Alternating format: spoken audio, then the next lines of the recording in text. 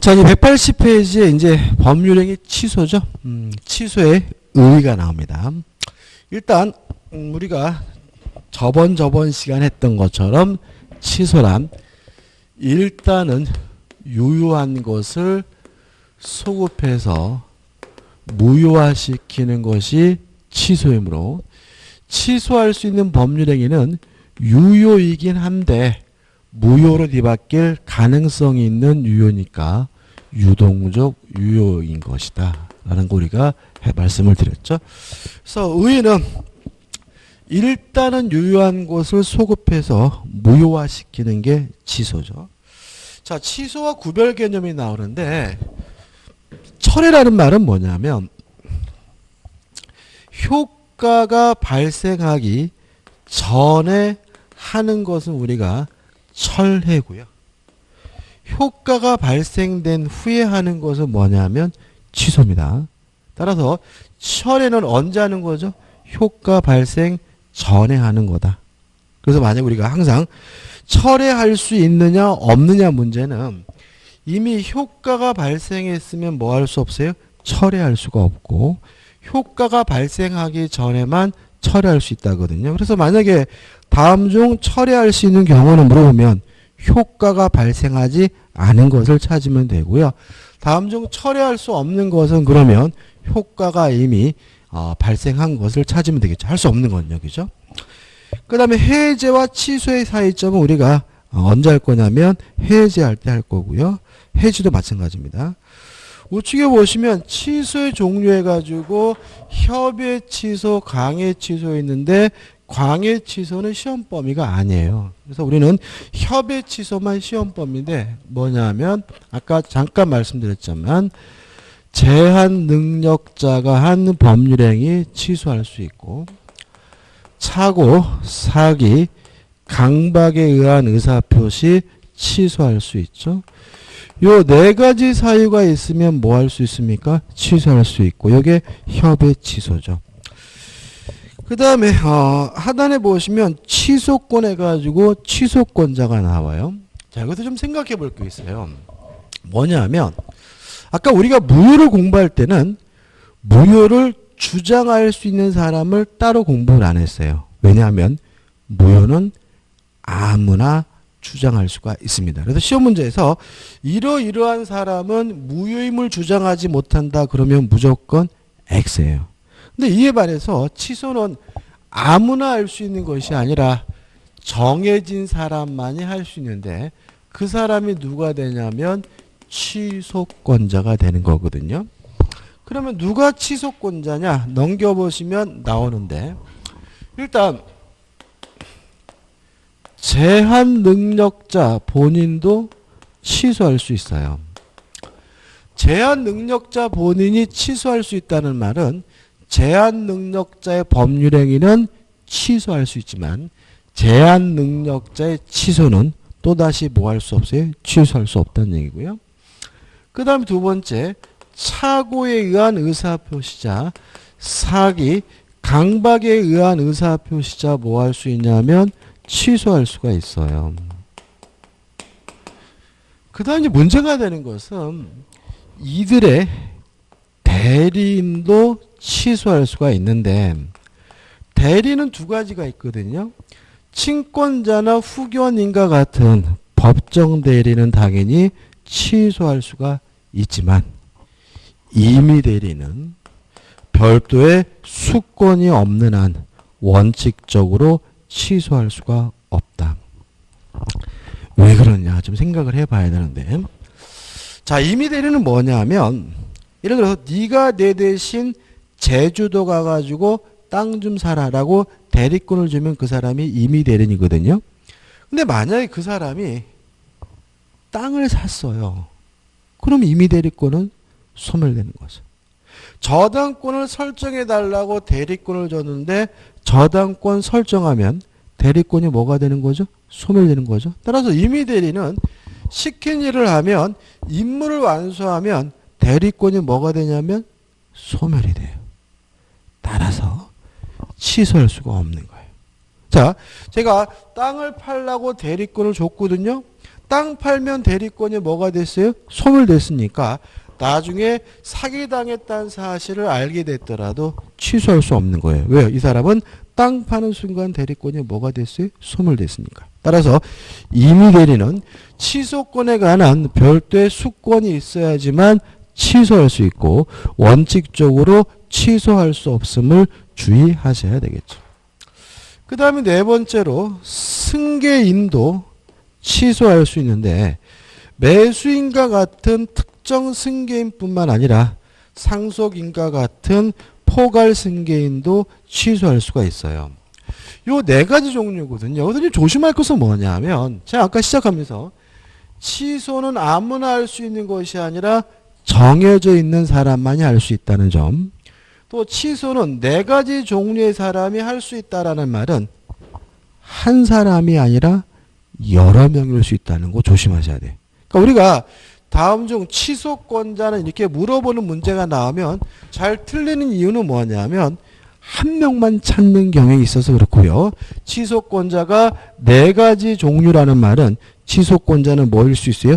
여러 명일 수 있다는 거 좀 조심하시기 바랍니다. 그 다음에 취소의 방법 해가지고 142조가 나오고 하단에 보시면 취소의 대상, 법률행위를 취소할 수 있고요. 우측에 보시면 취소의 방법 해가지고 원칙, 말로 하든 문서로 하든 어떤 방법이 상관이 없습니다. 다만 예외적으로 재판상으로만 할 수 있는 것이 있는데 여러 가지가 나와 있지만 우리는 한 가지만 기억하시면 돼요. 사해 행위의 취소는 재판을 통해서 해야 된다. 사행위가 뭐였죠?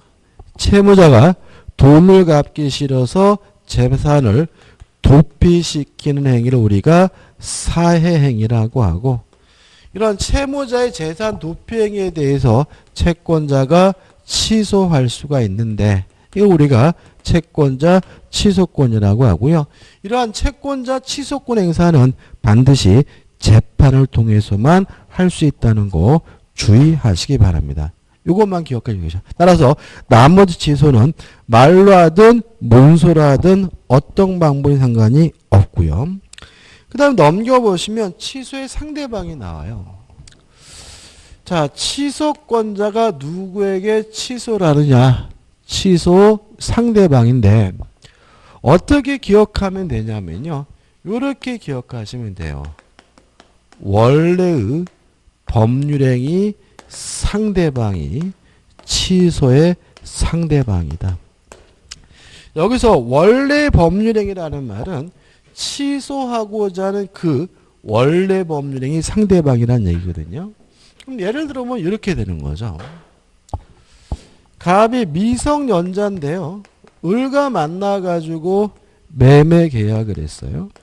근데 미성년자인 갑이 법정 대리인으로부터 동의를 받지 않고 매매 계약을 했어요.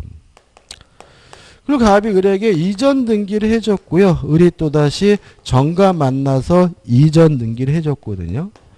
자, 요 매매 계약이 미성년자가 제한 능력자가 동의 없이 했다는 이유로 취소하고 싶어요. 첫째, 취소권자는 누굴까요? 누가 취소할 수 있죠? 다시 한번요. 미성년자가 법정 대리인의 동의 없이 매매 계약을 했어요. 그래서 요 매매 계약을 미성년자 제한 능력자가 했다는 이유로 취소하고자 해요. 취소권자가 누구죠? 일단 갑 취소할 수 있겠죠. 왜요? 제한 능력자 뭐 할 수 있어요? 취소할 수 있으니까요. 또 없나요? 자, 아까 제가 네 가지 종류라는 말은 취소권자가 뭐예요? 여러 명일 수 있다는 얘기거든요. 또 누가 취소할 수 있죠?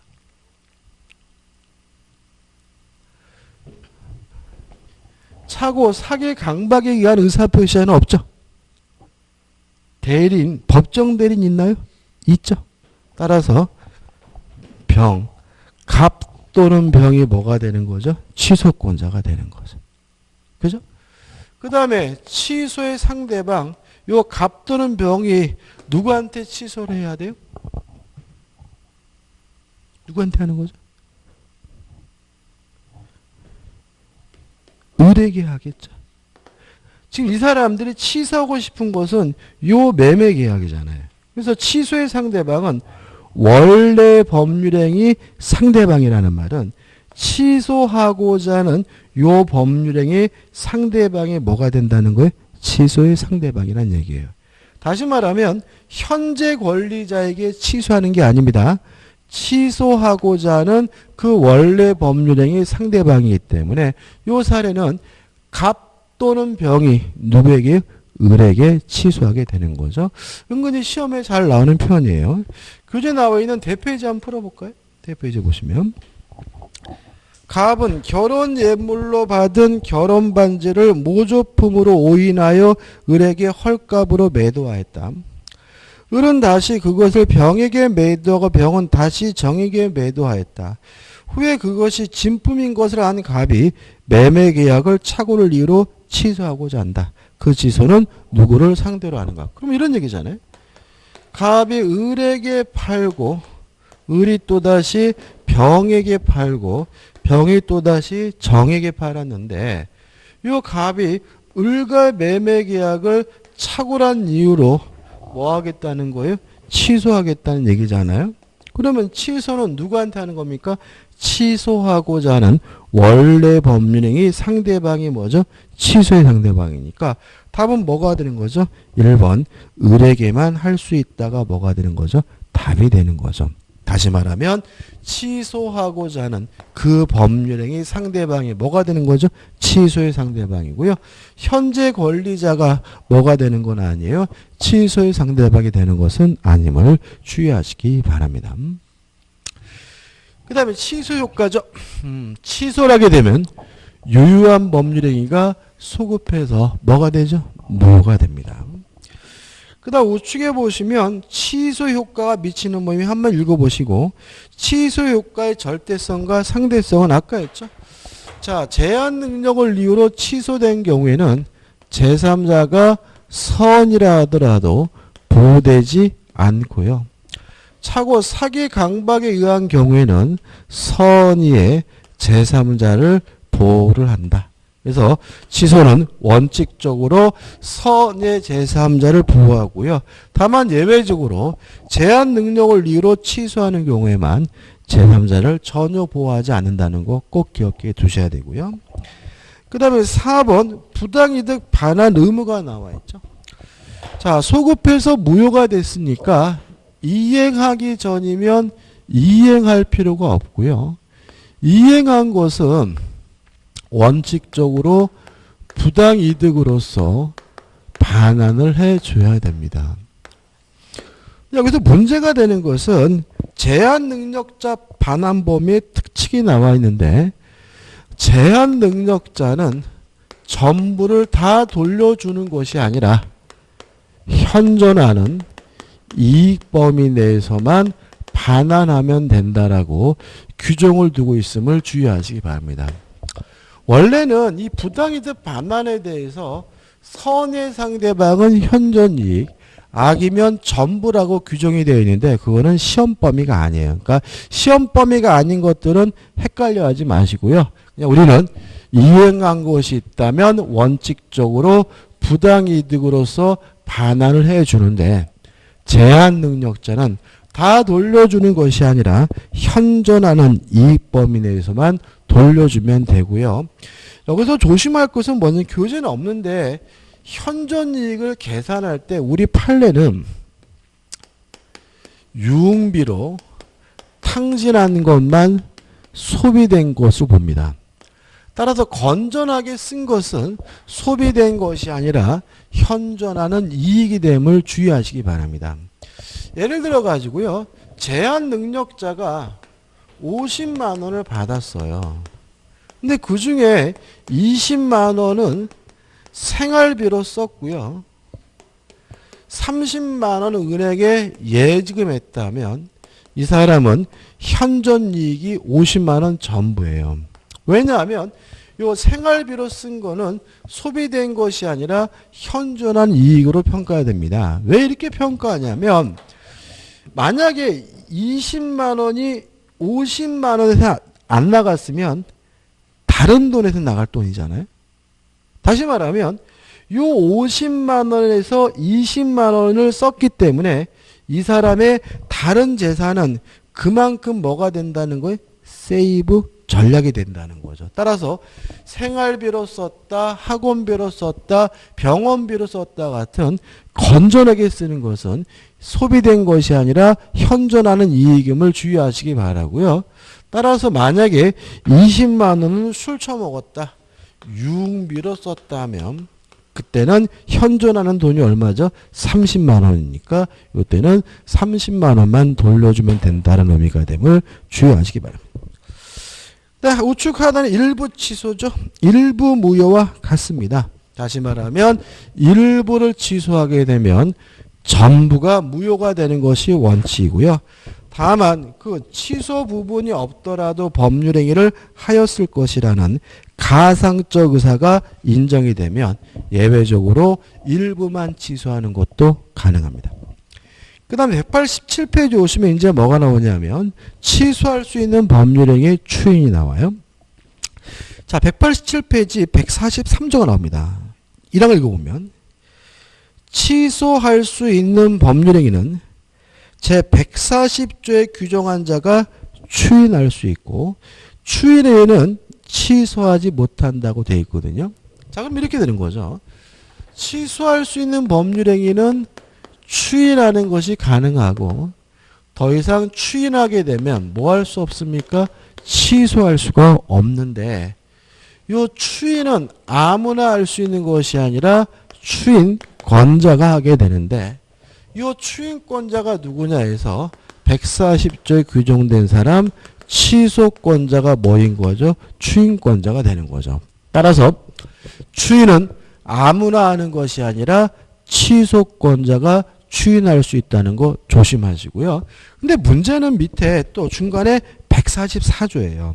1항을 보시면 추인은 취소의 원인이 소멸된 후에 하여야만 효력이 있다거든요.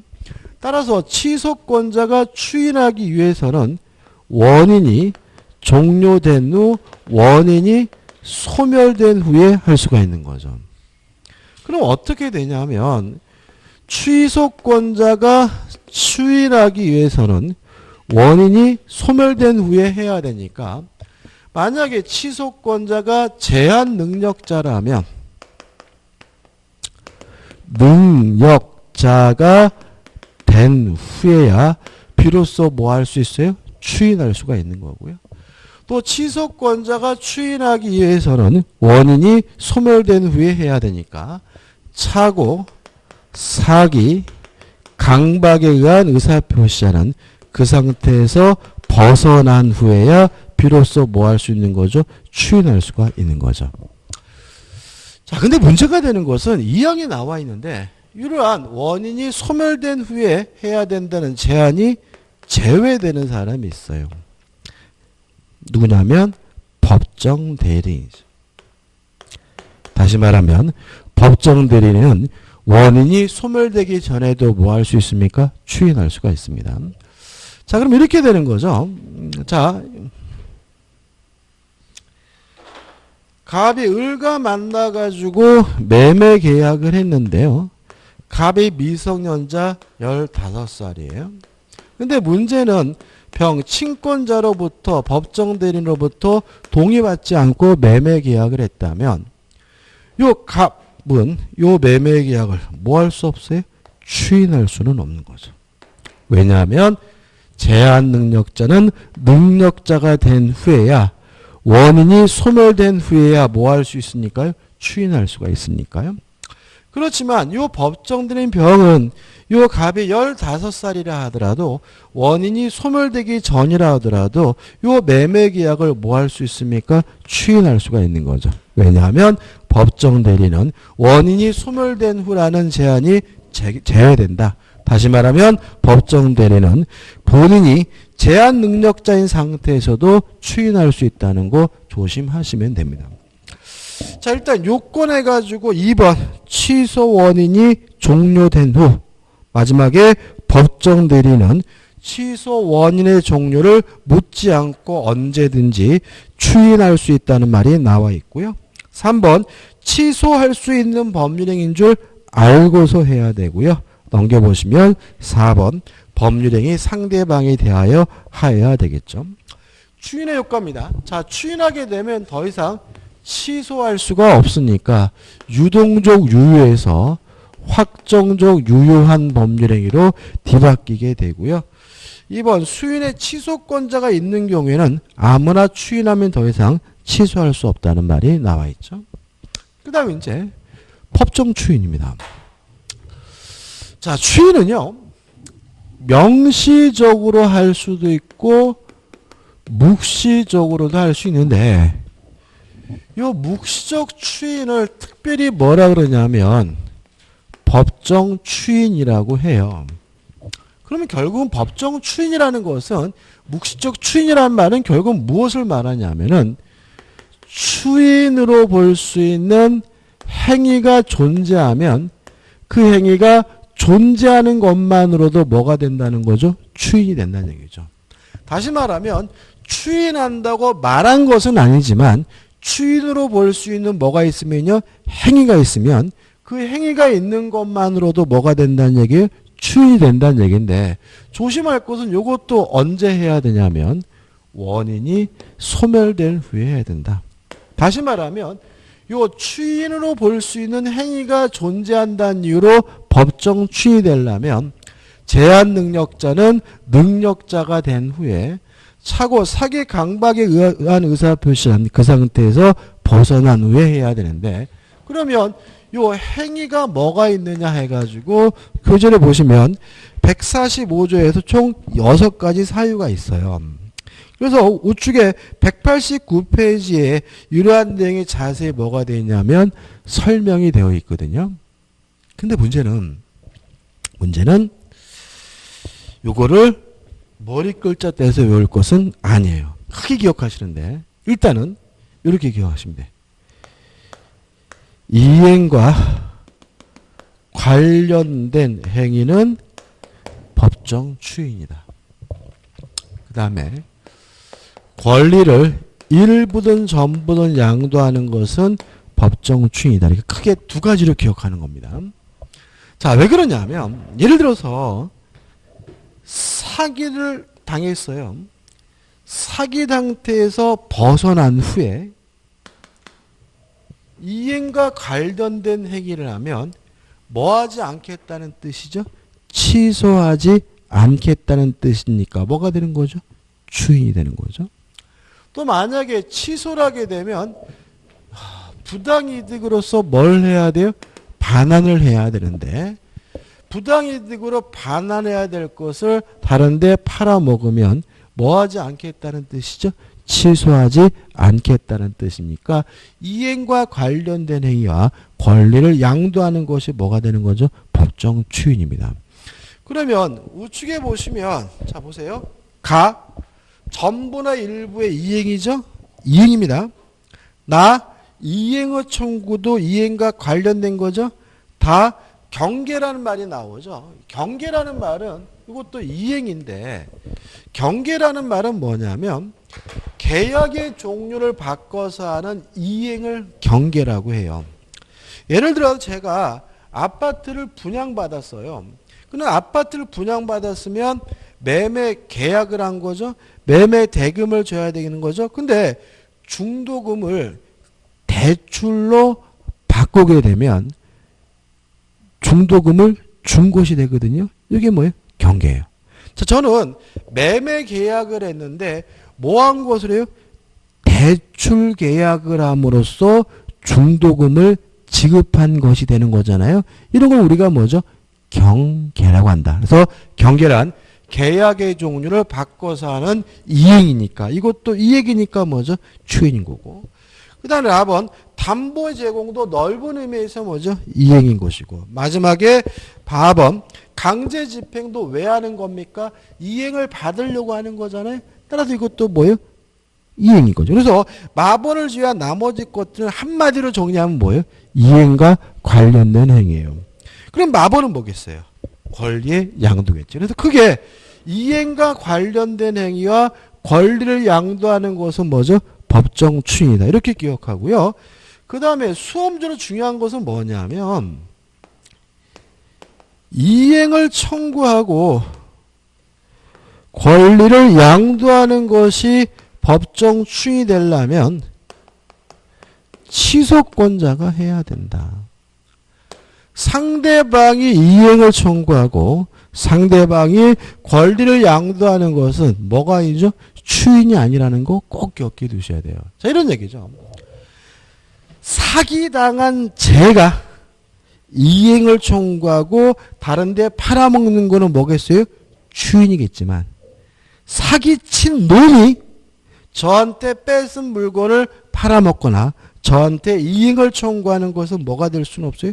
추인이 될 수는 없는 거죠. 다시 말하면 이행을 청구하거나 권리를 양도하는 것이 추인이 되려면 누가 해야 됩니까? 취소권자가 해야 된다는 거 꼭 기억해 두시기 바랍니다.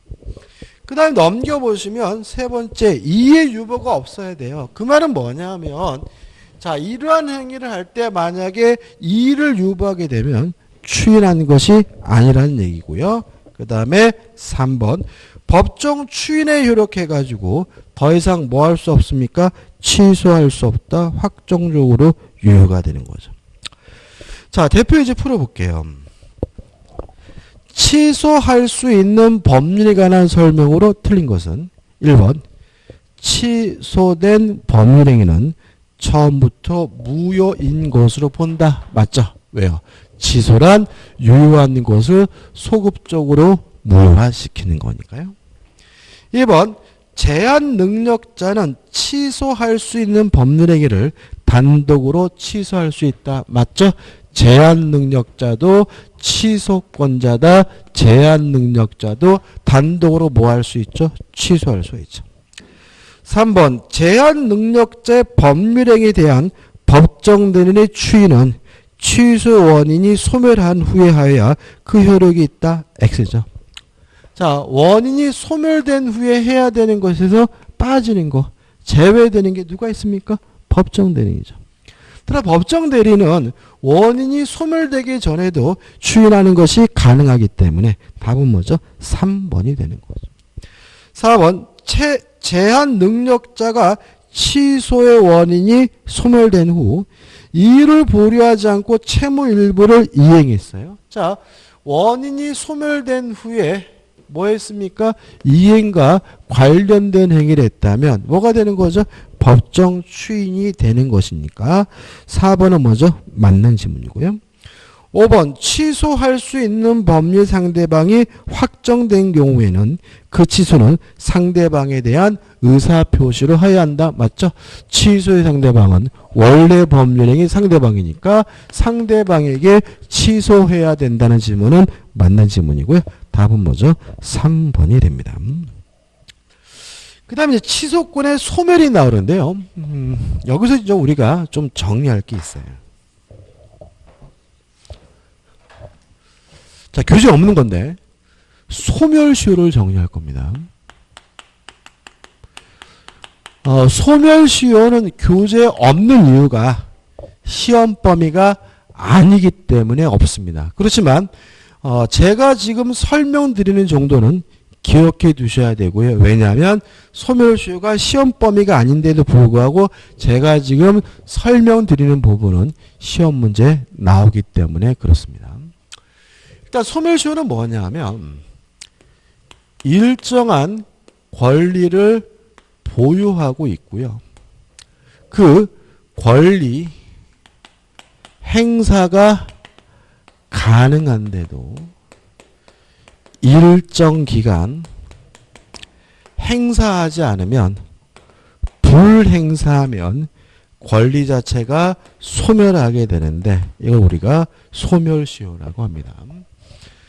좀 긴데요. 길게 적은 이유는 제가 설명드리기 위한 것이고요. 쉽게 말씀드리면 권리를 행사하지 않고 방치하면 권리가 소멸되게 되는데 이러한 제도가 뭐냐면 소멸시효다. 이렇게 기억하시면 돼요. 다시 말하면 소멸시효란 권리를 행사하지 않고 방치하면 권리가 소멸되는 제도가 뭐죠? 소멸시효다. 이렇게 기억하시면 되는데 여기다 좀 살을 보실 겁니다. 첫째, 요 권리, 소멸시효에 걸리는 권리는 뭐가 있느냐? 채권과 용익물권이 소멸시효에 걸립니다.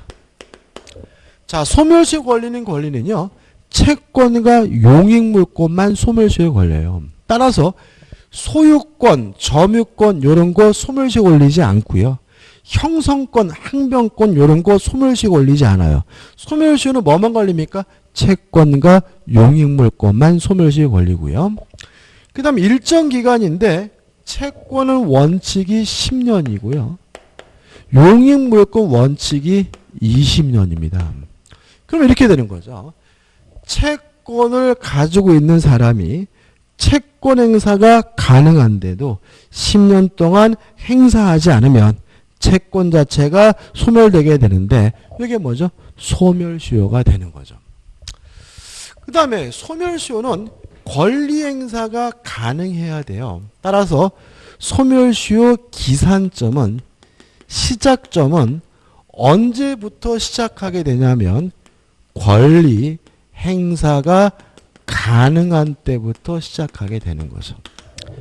예를 들어서 돈을 빌려줘서 채권이 있거든요. 근데 돈을 12월 30일 날 받기로 했어요. 그러면 소멸시효는 언제부터 시작하는 거죠? 12월 30일이 되면 시작하겠죠. 왜요? 12월 30일이 돼야 권리 행사가 뭐죠? 가능하니까요. 그 다음에 권리 행사가 가능해야 소멸시효가 완성돼요. 따라서 권리 행사가 가능하지 않다면 소멸시효가 완성되지 않는데 이거 우리가 소멸시효에 뭐라 그러냐면 정지라고 합니다. 조금 어려울 수가 있는데 우리는 그냥 시험범위 아니니까 개념만 잡는 겁니다. 소멸시효가 완성이 되려면 권리 행사가 가능해야 된다. 따라서 만약에 권리 행사가 불가능하다면 가능하지 않다면 10년, 20년, 30년 지나도 소멸시효가 완성되질 않는데 이거 우리가 소멸시효에 뭐라고 그러죠? 정지라고 합니다. 우리 민법에 규정되어 있는 가장 대표적인 예는 이런 겁니다. 갑과 을이 그렇고 그런 사이 연인인데 을이 남순이 갑에게 300만 원을 빌려줬어요. 그러면 300만 원을 받을 뭐가 있는 거죠? 채권이 있고 이 채권의 소멸시효는 몇 년인 거죠? 10년인 거잖아요. 근데 문제는 둘이 결혼했어요. 결혼하는 순간 돈 못 받아요. 그죠? 이제 받아봐야 뭐죠? 그 돈이 그 돈이고 뭐죠? 쌈짓돈이잖아요. 그죠? 따라서 혼인하는 순간 소멸시효가 뭐가 돼요? 정지가 됩니다. 따라서 10년, 20년, 30년, 40년 지나도 뭐 되지 않고 있어요? 완성되지 않고 있기 때문에 40년이 지나서 이혼하게 된 경우에는 을은 갑에게 처녀 쪽에 빌려준 300만 원 달라고 뭐 할 수 있어요? 요구할 수가 있습니다. 이게 소멸시효 정지. 또 다른 예를 들어볼까요? 우리 민법이 규정되어 있는 건데. 5살 먹은 꼬마가 있는데 설날 할아버지한테 세뱃돈 20만 원을 받았어요. 그럼 누가 나타납니까? 엄마가 나타나죠. 너 얼마 받았어? 할아버지가 20만 원 줬는데 엄마가 보관해 줄게 해가지고 엄마가 보관해 주겠다는 이유로 요 20만 원을 뭐죠? 가져갔어요. 그러면 요 5살 먹은 꼬마 아이에게 뭐가 있어요? 채권이 있는데 돈 못 받죠. 따라서 소멸시효가 뭐가 되냐면 정지가 돼요. 그래서 14년이 지나서 얘가 성년자가 된 후에도 아직 소멸시효가 완성되지 않고 있으므로 5살 때 나한테 가져간 20만 원 달라고 뭐 할 수 있어요? 요구할 수가 있는데 이런 거 우리가 소멸시효의 정지라고 하고요. 뭐 이런 게 있는가 싶지만 민법에 다 뭐가 있는 거예요? 규정이 있는 내용입니다. 그 다음에 소멸시효가 완성되려면요. 권리를 행사하지 않고 방치하고 있어야 돼요. 따라서 만약에 권리를 행사하게 되면 소멸시효가 중단이 되고요.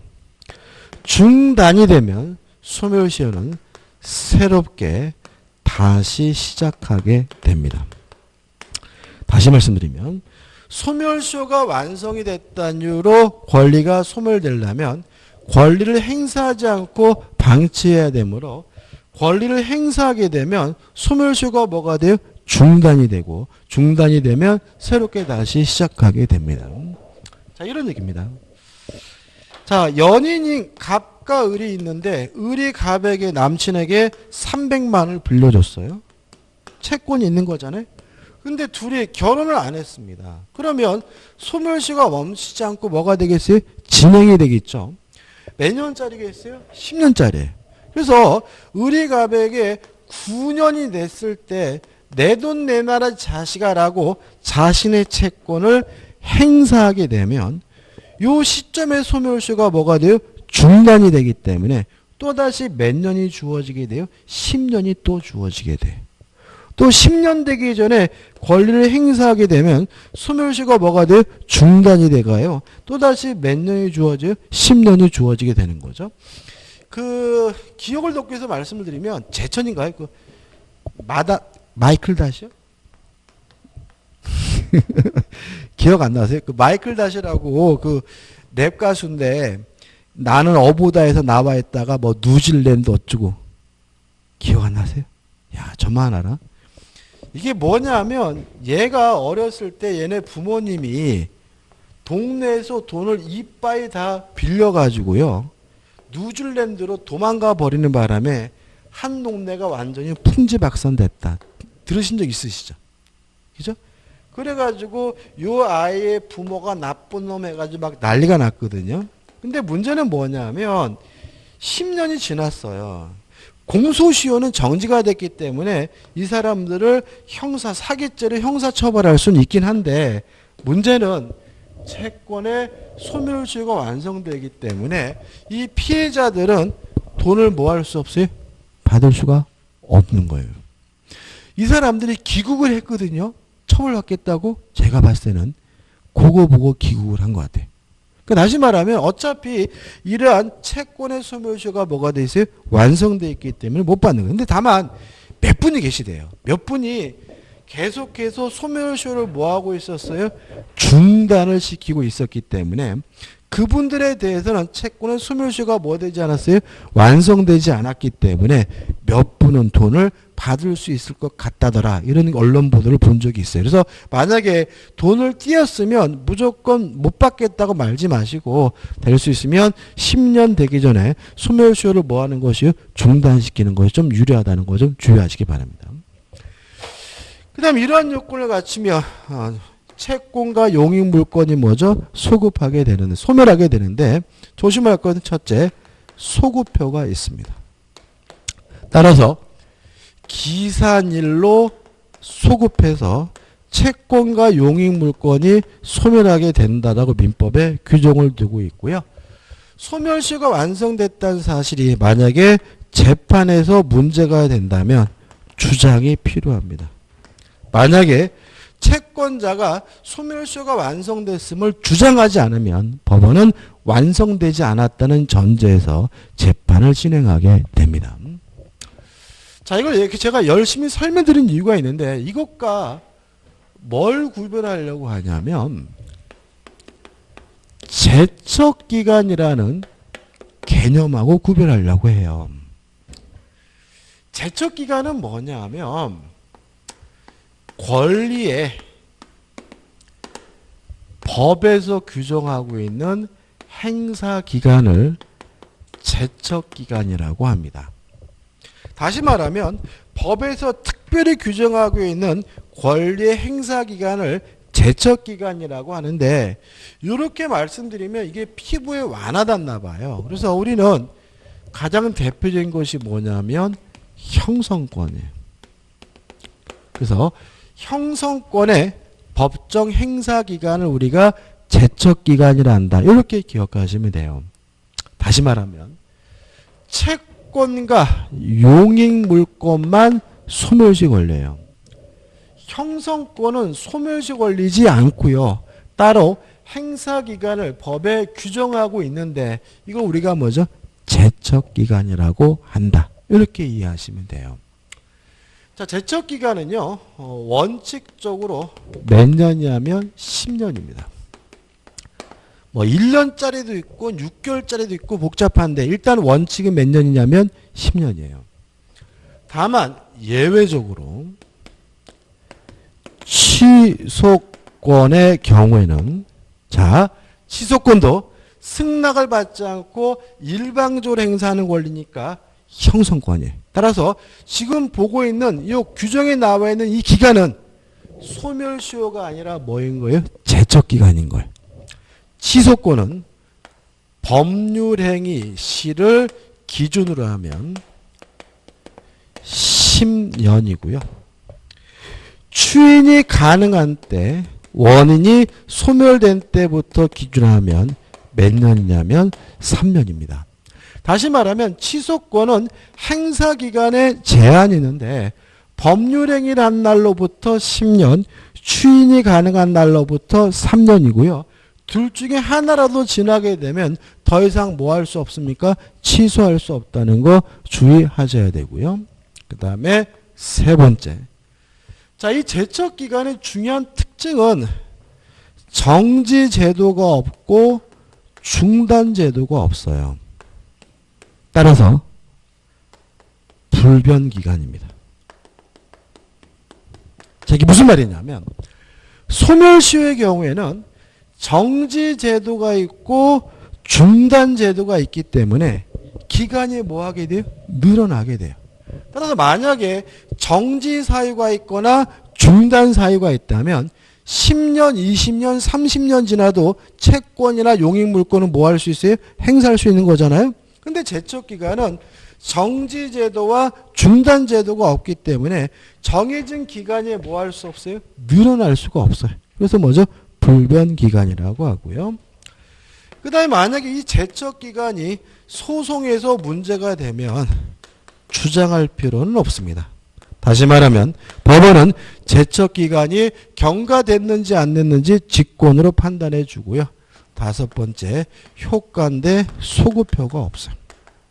따라서 제척기간이 경과가 되면 기간이 만료된 때부터 권리를 행사할 수 없게 됨을 주의하시기 바랍니다. 그래서 지금 제가 요 취소권에 관한 행사기간이 있고 교재에 요 행사기간은 소멸시효가 아니라 제척기간이라고 나와 있기 때문에 제가 설명드리고 있는데 요 정도는 꼭 기억해 두셔야 되고요. 시험에 잘 나온다고 생각하시고 정리하시면 됩니다. 자, 교재 192페이지 보시면 대표 예제가 나와요. 오늘은 요 대표 예제를 풀고 수업을 끝낼 겁니다. 192페이지. 무효와 취소에 관한 설명으로 틀린 것은 1번. 무효인 가등기를 유효한 등기로 전용하기로 약정하는 거 가능하지만 소급하지는 않습니다. 따라서 그 가등기는 소급하 유효한 등기가 된다. X가 되죠. 답은 뭐죠? 1번이죠. 2번. 취소권은 추인할 수 있는 날로부터 3년 내에 법률행위를 한 날로부터 10년 내 행사해야 한다. 맞는 지문이고요. 3번. 무효인 법률행위를 사후에 적법하게 추인한 때에는 다른 정함이 없으면 새로운 법률행위를 한 것으로 보아야 한다. 맞죠? 무효인 법률행위는 추인하면 원칙적으로 새로운 법률행위가 됩니다. 4번. 무권리자가 갑의 권리를 자기 이름으로 처분한 경우 갑이 그 처분을 추인하면 처분행위는 효력이 갑에게 미친다. 맞는 지문이죠. 왜냐하면 추인이라는 말 자체가 추후에 인정한다는 얘기니까요. 5번. 무효행위 추인은 그 무효 원인이 소멸한 후에 하여야 그 효력이 있다. 맞습니다. 다시 말하면 취소할 수 있는 범의 추인은 원인이 소멸된 후에 해야 되는 것처럼 무효행위 추인도 원인이 소멸된 후에 해야 된다는 것이 의미가 있는 거죠. 예를 들어서 이런 얘기입니다. 의사 무능력자의 법률행위는 추인할 수 있잖아요. 근데 만취 상태에서 추인한다고 해봐야 의미가 없는 거죠. 술이 깨고 나서 추인한다고 해야 의미가 있는 것이니까 무효행위 추인도 언제 해야 됩니까? 원인이 소멸된 후에 해야 됩니다. 오늘 여기까지 할 거고요. 다음 주에는 법률행위 부과는 인문과정 때 안 합니다. 띄워놓고 다음 주에 어디로 갈 거냐면 물권법으로 들어갈 거거든요. 그래서 다음 주에 물권법 수업도 많이 참석해 주시기 바랍니다. 고맙습니다.